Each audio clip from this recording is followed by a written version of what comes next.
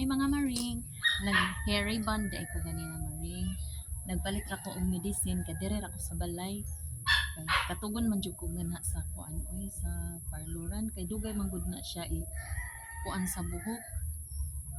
Parehaan ni ako dagko kay strand akong hair. Manin mag-apply na og sit A. Imo ra na siya ilukop and then imo na i-wait og pila ka 1 minutes. Actually ako og 1 hour kay dagko ang strand. Muna ni pag human na og wash, i-blow dry na para i-plancha na sad siya. O sit A pa lang na, straight na. Wala pa na plancha. Pero need man i-plancha kay aron mo absorb jud ang medicine sa imong buhok. Muna siya.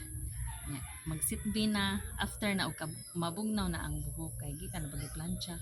Ya bas-o na sad, ma-damage man ang buhok. Muna ang sit B na siya. Lahi na color kay ako nang gisagoldaan ang kuan ang hair cellophane mana na siya pag human na og wash gi-wait sa to na ako kuan 1 hour gihapon nya i-blow dry na pag human og wash and then plancha na naman last na siya paugo na sad siya para magplancha ug na siya ang finished product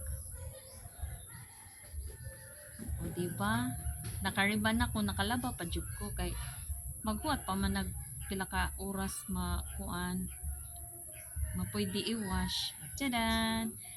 Mo na siya. Thank you for watching.